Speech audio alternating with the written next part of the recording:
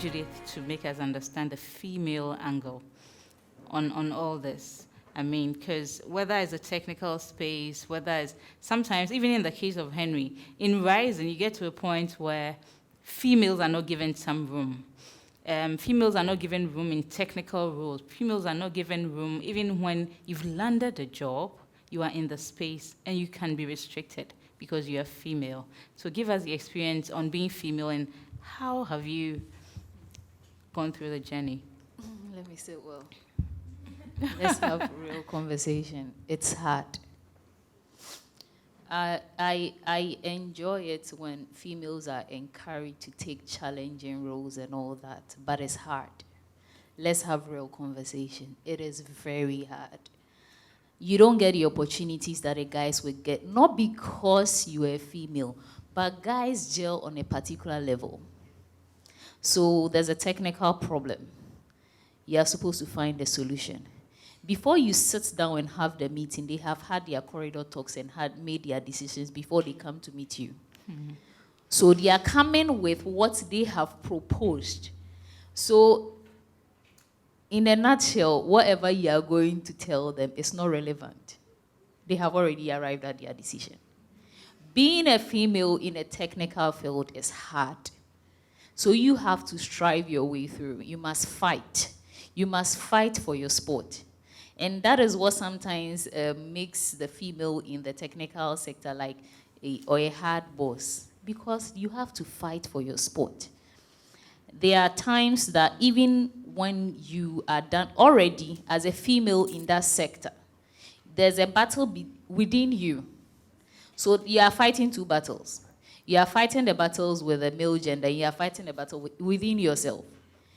Because regardless of how good you are still doubting yourself that, is this thing that I've done cry? You might be the top notch, the most intelligent. Your solution, whatever you bring out, may be the best. But yet there's always this constant battle within yourself, thinking that you're not good enough. And then after you've been able to overcome that internal battle, you come out. And then you come and meet the male fighting you as well. They fight you. They fight you. We have men who are on the side of the woman, and there are men who pretend that they are on your side, but they are the ones fighting you. Yes. Usually, when they say females in organization fight, there's always a male person who is sowing the seeds. There's a male who is always sowing the seeds. So it's hard, but you need to fight. When I started my career like this, there were roles that I was supposed to take, but nobody would come and hand it over to you. I had to write my own job description. Let's be real. I had to write my own job description. And then I would go online, I would go for seminars, I would go and learn what I'm supposed to do as a geochemist, and also as a female scientist. So aside you learning something hard, there's also something that you must also learn to make sure that you are also within the league and make sure you are the best. You can never afford to be average if you're a woman in the industry. You cannot be average. If you're average, nobody will see you. Yeah. You cannot be average. And the saddest bit of it is that you are never good enough. It's either, oh, she got it because she's pretty. Or, oh, it's because she's a woman. But meanwhile, maybe your credentials outweighs everybody else on the panel. But then there's always that comment, oh, maybe it's because she's pretty. Oh, maybe it's because she slept with somebody. Oh, and that is something that every female, you must prepare yourself for the worst, because every achievement of yours, somebody will attribute it to the fact that you are just a woman, or the fact that maybe somebody slept with you. If you are sleeping your way to the top, that is your choice. That is what you decide to do. It's your own body. But not every female sleeps their way to the top. Somebody will be hard work and will work so hard to get to the top, but you always hear those words.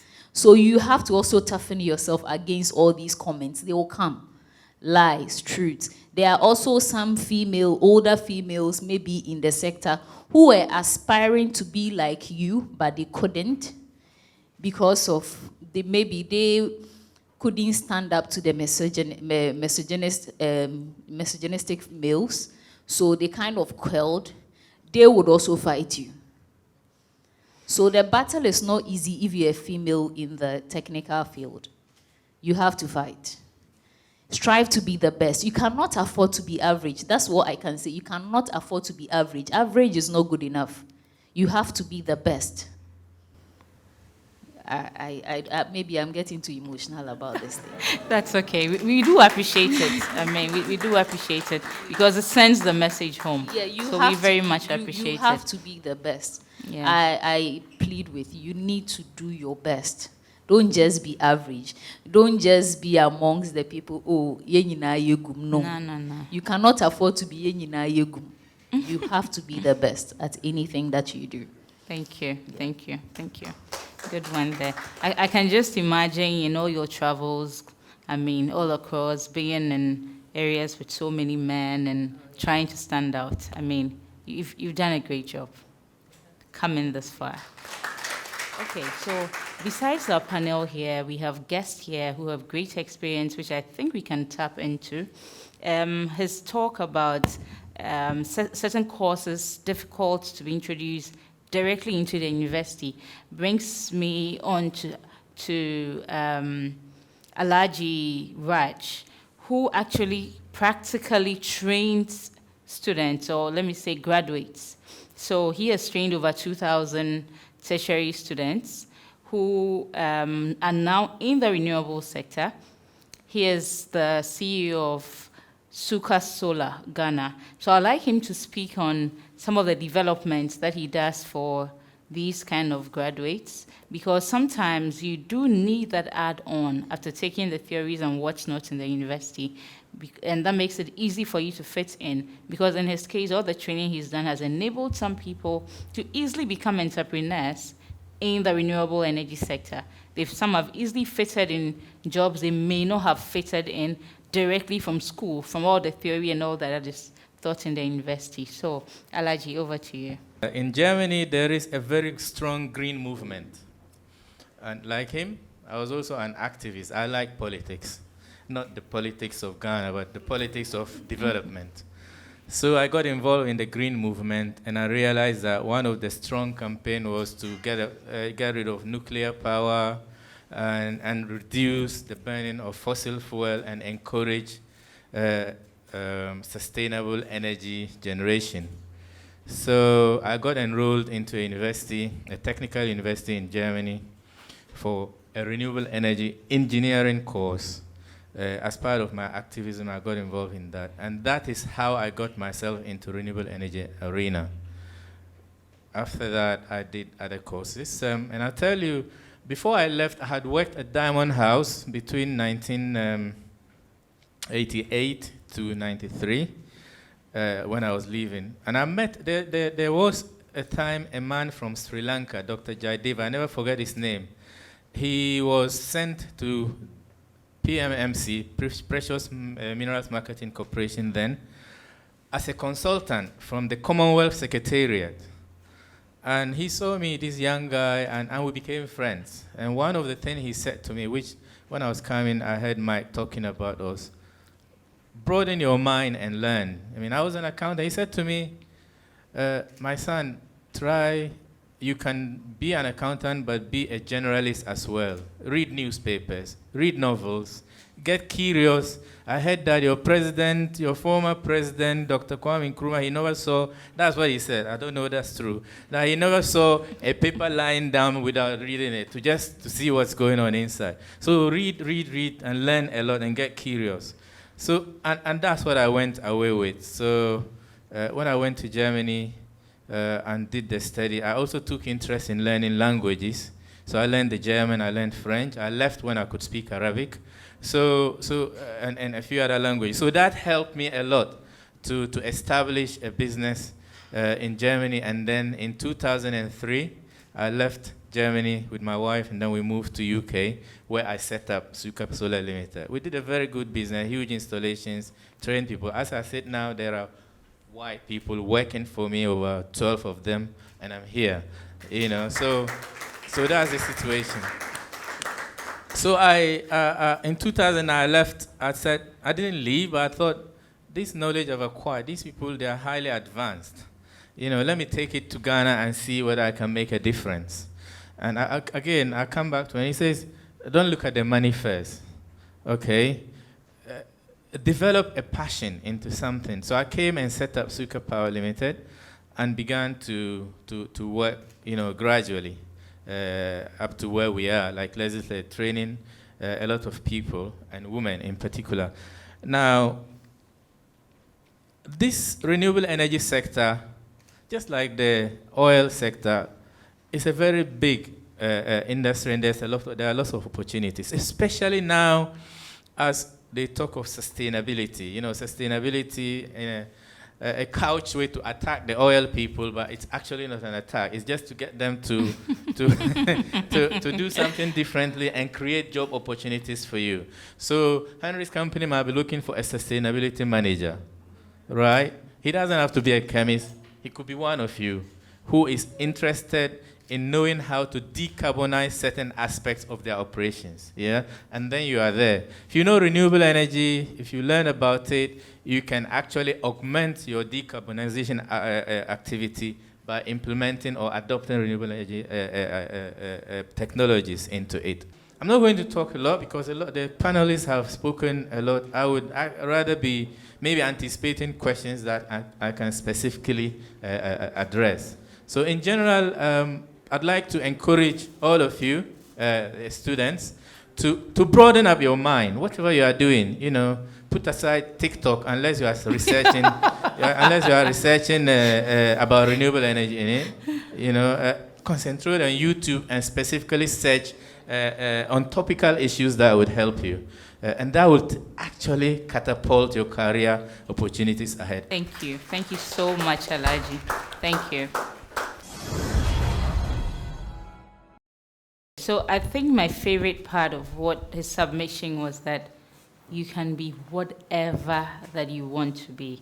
That means that it's not about where you're coming from or your mindset today. You can be anything you want to be. You can make up your mind, this is what I'm looking at. There are people who have not gone through the regular chain like Judith has or Henry has, or any of us here may even be getting the opportunity for. There may be somebody who hasn't even had that tertiary education, but you're determined, I want the space in the career industry, in the energy industry. How do I get there?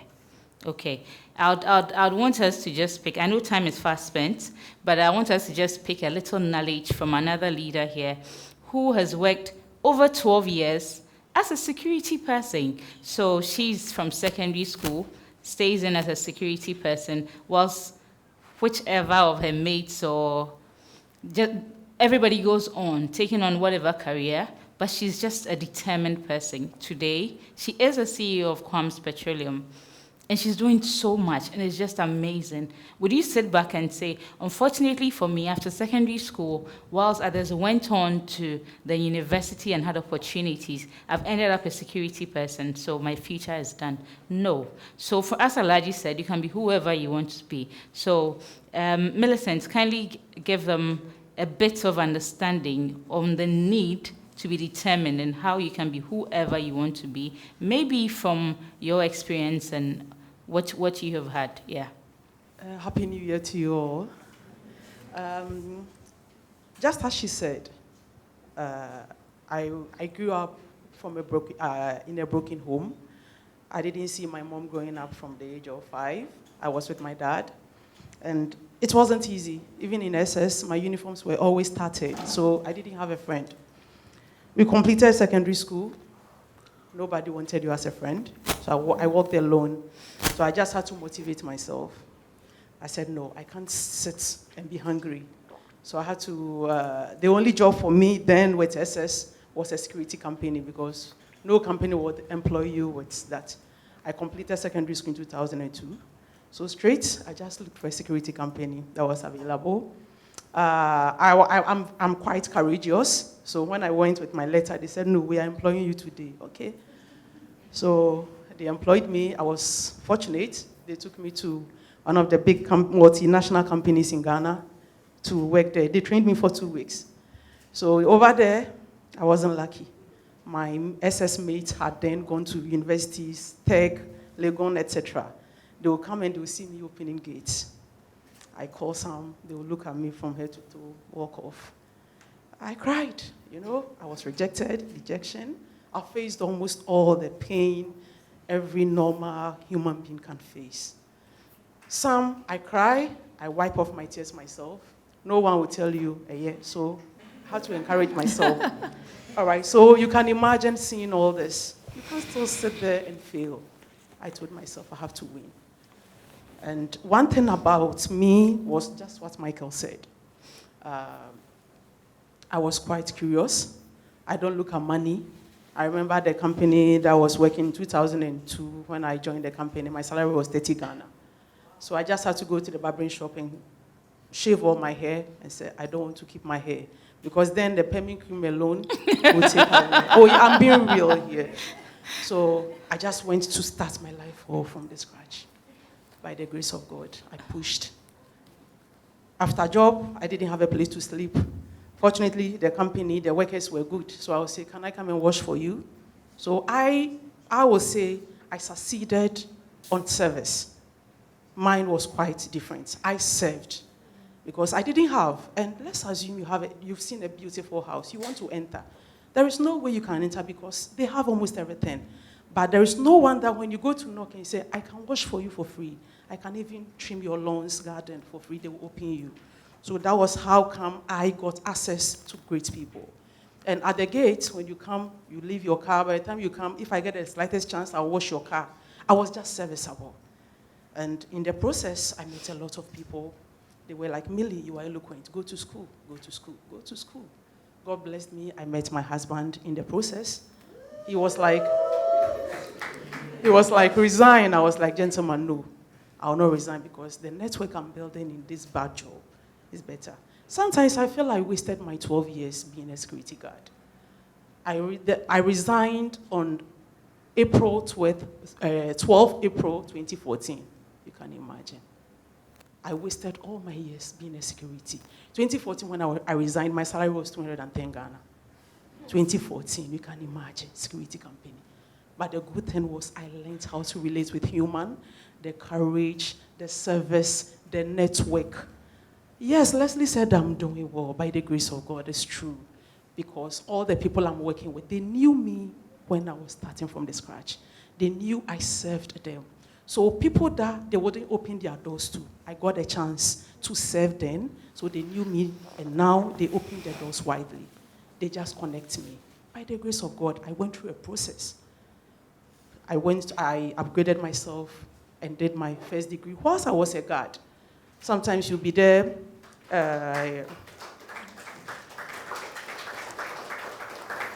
In some of the companies, security is a male-dominated industry, even though it's bad. I was the only female always among men.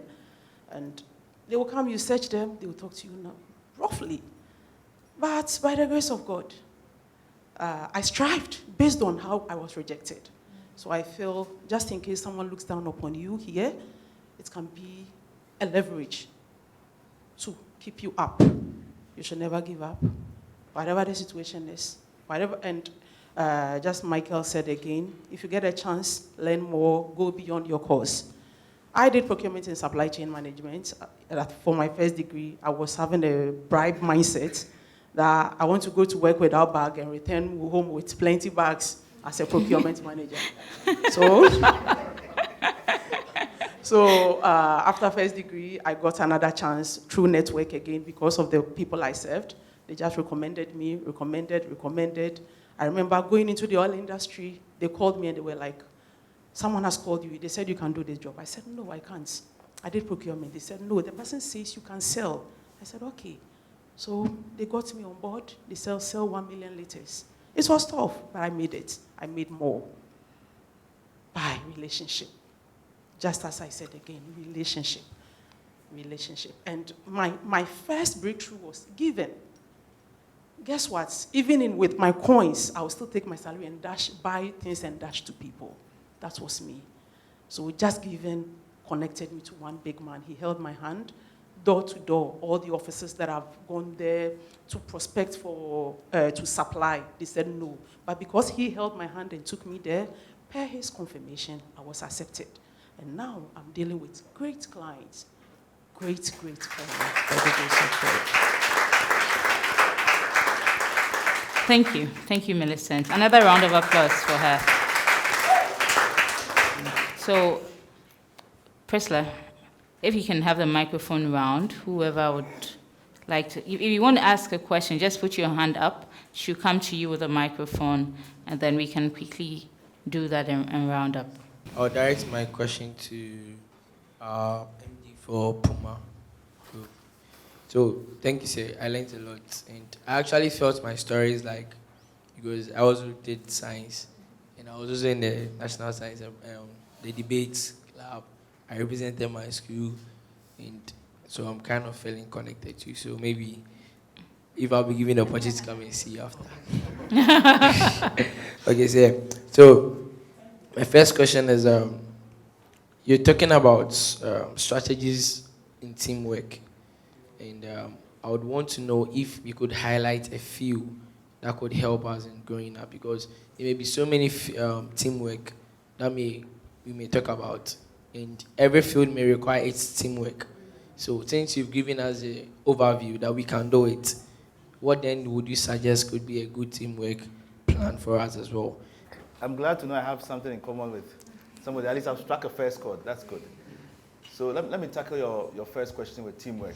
You know, one of the cardinal parts of every business is the need to synergize. So in the universities, let me even make it more practical. In the universities, you're competing amongst yourselves to get who becomes the best in the universities. So you want to be the top, you say your GPA, right? Yeah. You want to have the highest GPA. In K University, you want to have the highest average. They used to have this thing that so, you know, so there are instances where people go to the libraries and then see books that are relevant to the courses they are studying and hide them. I had a scenario where on campus, I found my chemical engineering classmate always sitting in the social science part of the library. And I wondered why my classmate was learning in the social science department, only to realize that there's a book on chemistry that he had found from our library and had hidden it in the social science department. So he only got access to that knowledge. I mean, she said she experienced something similar. So, but you see, in the work environment, that's different. We draw on the synergies of individuals in a team to collectively come up with the results. And that's where teamwork matters. So coming out of school and preparing yourself for the work environment, you must be willing and prepared to learn or to be able to work with people. And that's where you learn from. You must be willing to understudy people. You must be willing to even share knowledge. Sometimes what I've realized is that the more you share, the better you understand the topic. So that's where teamwork becomes very relevant. We should strive for the best at the corporate world. Yes. And my question, at the corporate world, we all work under bosses. And some bosses have taken, we have leadership styles. Some want to be autocratic, some want to be democratic. So working with an autocratic boss or leader, he or she kind of, limits you, be here, this is what I want you to do. He or she doesn't give you the chance to explore other avenues. You, listening to you had kind of a democratic boss who gave you some kind of space to operate. Some don't do that. So some are very strict, some autocratically are very, very, very strict. They will not give you the space, the avenues to operate, you understand?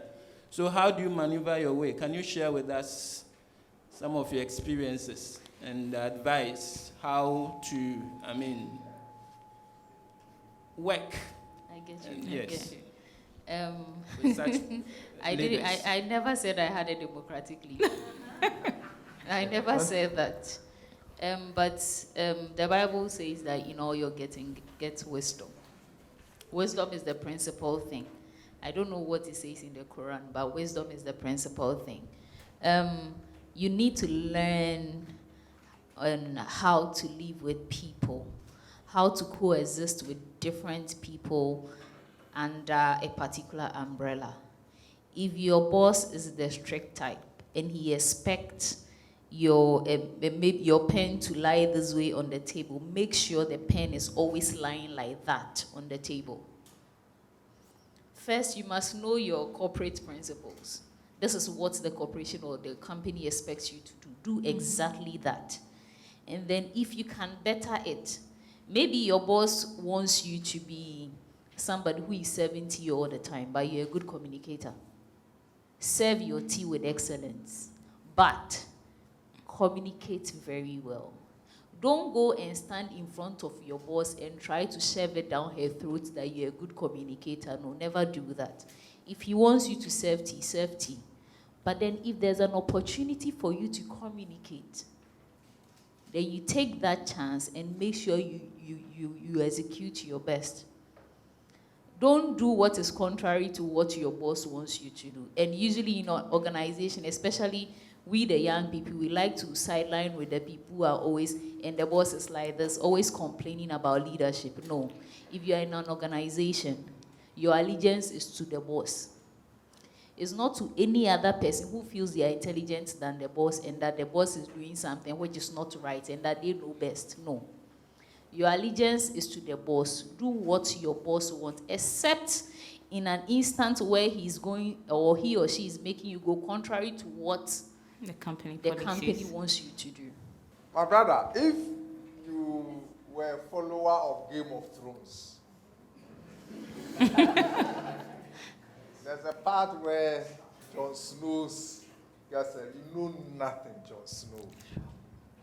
Look, the challenge with most of you is you think you know. You know nothing. Your real life education will start at the day you graduate from Lagos. Here they are giving you the paper. Doctor talked about the theory. But your real life education will start when you leave Lagos. My advice to you, there's nothing like autocratic boss, democratic boss. It's just boss. That's right. So reframe your mindset. My advice, first 3 years of your entering any business, behave like a fool, in quotes. Your job is to learn and prepare yourself for. See, Mr. Osei told you about staying 2 hours to learn. And at that time, he was earning good money. Most of the people we employ, and I ran 2 businesses, most of the people we employ, you don't want to learn. They push you small, or the next day you are resigning. You know nothing. Put it in your head. All you know are factors of characteristics of. That's all you know. Aladi told you, when he's employing, he's not looking at those who know characteristics of. He's looking at people who add value. Mr. Osei, I've told you, he's looking for people who add value. So, boss, first 3 years, don't look at your degree. Don't look at your degree. They say reporting time is 8 o'clock. 7:30, you are there. That is what will put you up.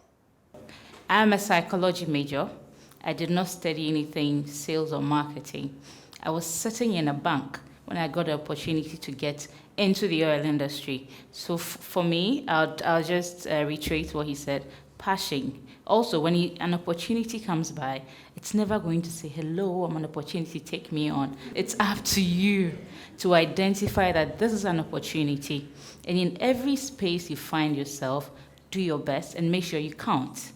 Okay? And that way, gradually, you can grow in every opportunity you get. And then understand that you're going to start at step 1 and 2, and then you go. Don't worry about whether you're studying insurance or wherever you find yourself. Make sure that whatever you do counts. That's very important. First of all, I would say, okay, so Judy is from the right. So Judy, we thank you. Sir, we thank you. Henry, God bless you. Alhaji, thank you. Doc, thank you. Thank you. Thank you all. And you. We wouldn't have been here without you. You can imagine if we all came and you couldn't make it. We wouldn't have been able to make it. I just hope whatever this distinguished people shared with us, it has sticked, that we can also apply for it to be imparted onto the society, for there to be a great change. I still remember the keywords. That if we can, please let's apply it. Then we should be disciplined with our timing. We are getting to a point where time is very important, the discipline, the courage, honesty, and loyalty. It's killing us, so a lot of employers are running away when they are employing people. I thank you all for coming once again, and I will say God bless you. Whoever will be driving back, wherever, those that will be trekking, whatever, may the Almighty God carry you all safely to your destinations. In Jesus' name.